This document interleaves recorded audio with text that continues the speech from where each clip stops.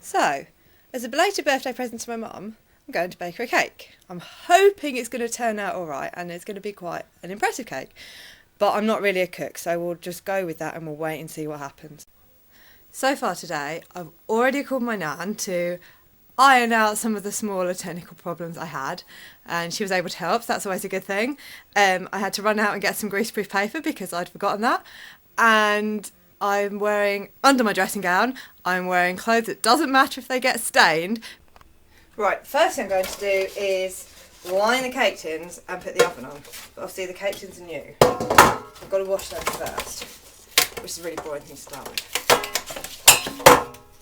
But we'll go with it.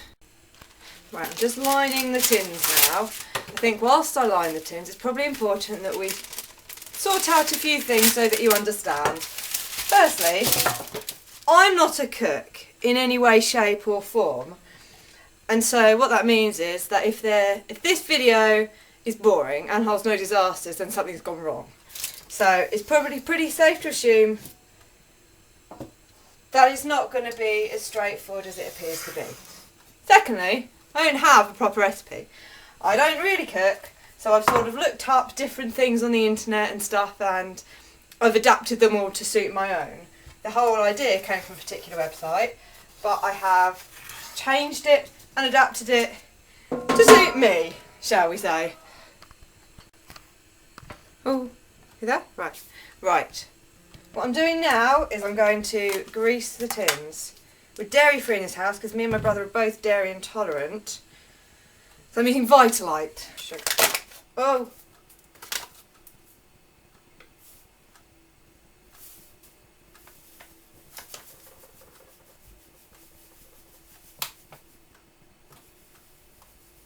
Oh, that's that.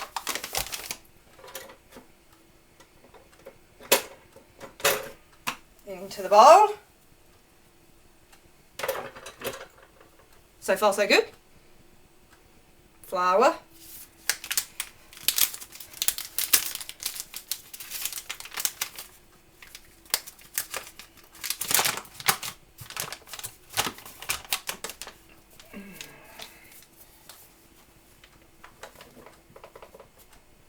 Should I sieve this?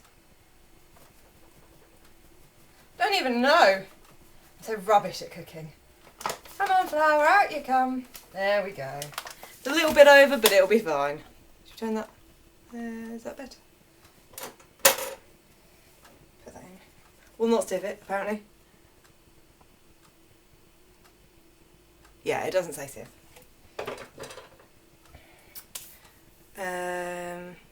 Marge. Need a spoon for that one. Not using my hands again. Same amount of Marge. Well, Vitalite. This could be a long process if it won't come off the spoon. All in a bowl. Oh wait, there's no eggs. Better add the eggs. Hang on. That's with all the ingredients in then. I mean, I've made a cake mix. I don't make cake mixes.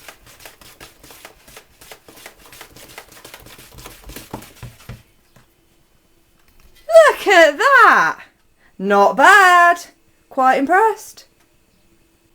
Right, I'm putting roughly 4 scoops of mix in each container, and then at the end, when there's stuff left over, I'll just deal it out. So that gives us roughly 6.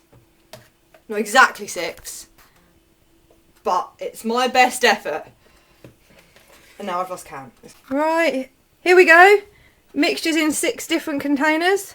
Let's add some colour and see what happens now. So there we have the red. Right.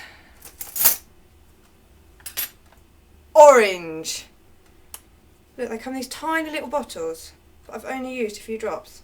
Look, red. Doesn't take much for me to get messy. I've got red all over my hands and all over the orange. I'm going to wash my hands. Right, sorted, and I've opened the orange. The moral of the story is, always wash your hands between colours. The orange is going in. Orange in. Let's give this a stir and see what this looks like. Orange! Look! Oh, this is very exciting for my little simple mind. Didn't think I'd get this far, to be honest. Maybe it's knowing I have an audience that's going to laugh at me, Alison, when it all goes wrong. I think I need to put some more in to make it more vibrant.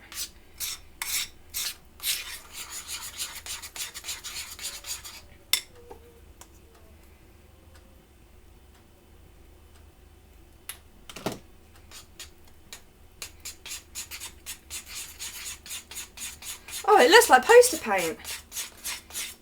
Not that we'd want to eat poster paint. There we go, look. Orange. It's very yellow. There's the green.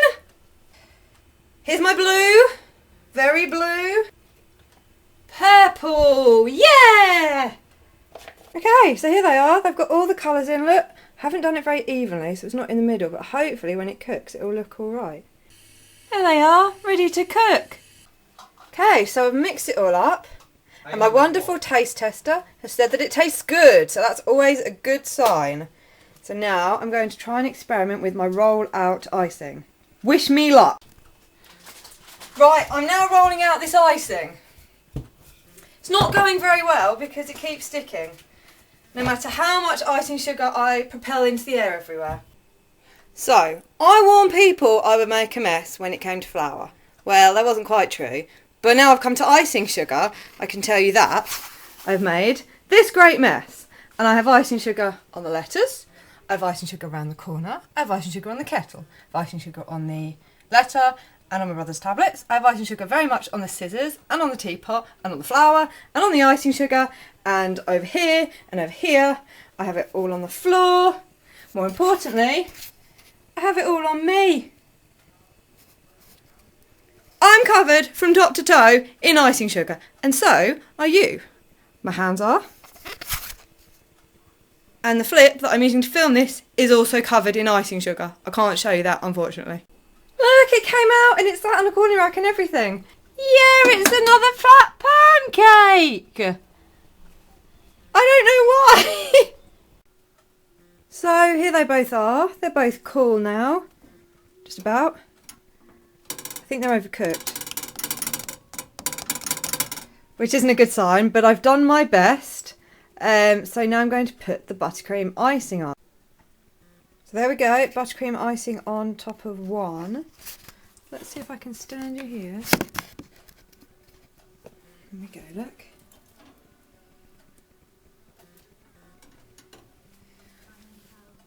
So that's the cake as it will look. When it's actually together, it doesn't look like a pancake, which is a bit of a relief, I must say. So I tried to do it. As you can see, it's not on the cake. Because I rolled it ages ago, because I didn't think it through, the second I picked it up, it was all cold and it all fell apart. So in the interest of speed, I've thrown it in the bin and I'm going to open the second pack. Well, it's on there. It looks the biggest heap of shit in the world, but it is on there.